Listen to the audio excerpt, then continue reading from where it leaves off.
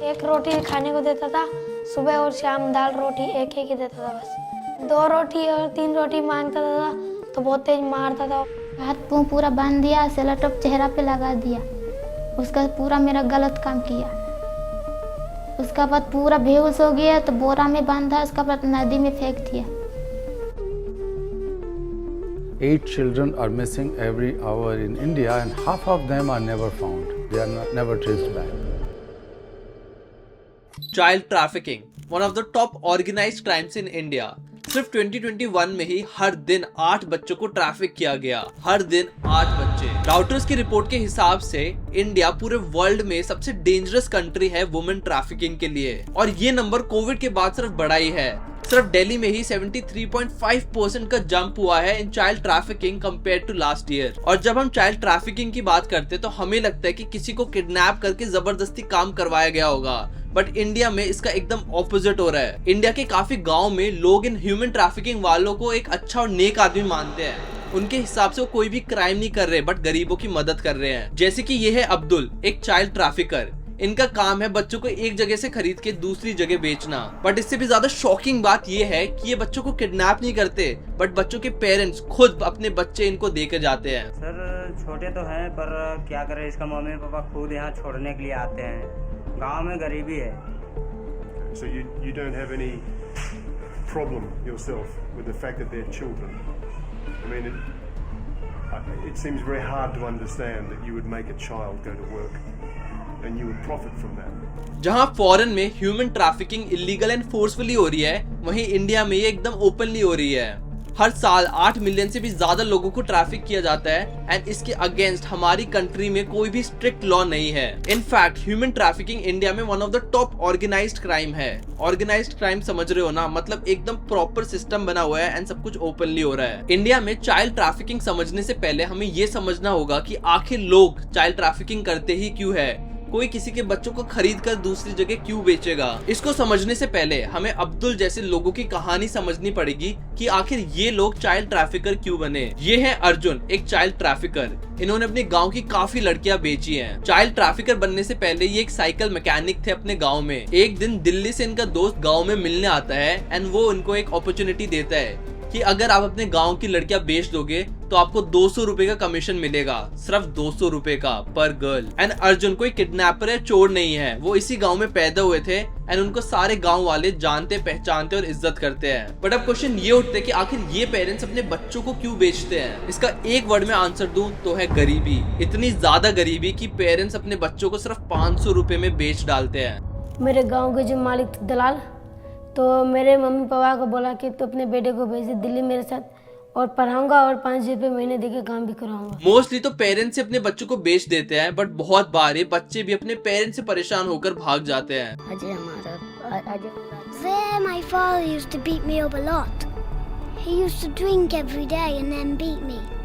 That's why I left home. Initially in बच्चों से fake promises किए जाते हैं, बट रियलिटी एकदम अलग होती है। मेरे जब पिताजी मर गए थे तो एक दलाल आया था हमारे घर की तरफ। वो बोला चल मेरे साथ जयपुर में, मैं तेरे को बहुत अच्छा काम दूंगा और पढ़ाई भी कराऊंगा।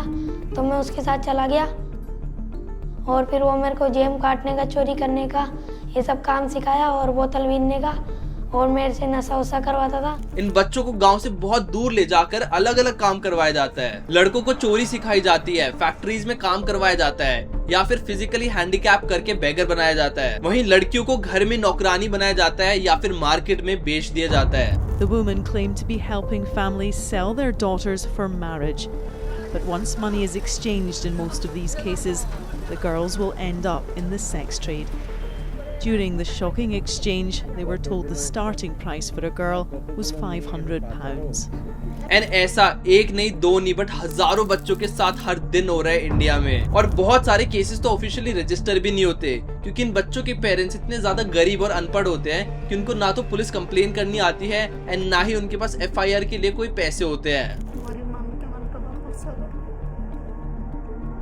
I wanted to know why they turned to Rishi and not the police. আমি পুলিশ স্টেশন গেল, যাই সারক করলো বলে Chandan claimed they had told the police, but were asked for a bribe of 100 rupees to pay his wages to register their daughter's disappearance. They said that, oh come on, I'm a poor man and my daughter have gone missing. I've come here with a written complaint. Why the hell you are asking for money?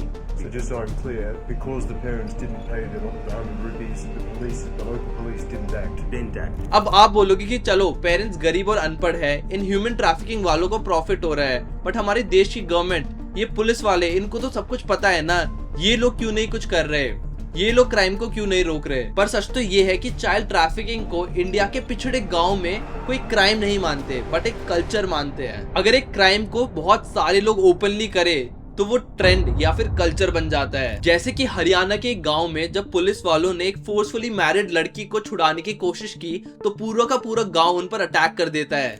Just said that when they went to get the girl, more than 200 people came around them and tried to stop them taking the girl. They just grabbed the girl with the police and ran away.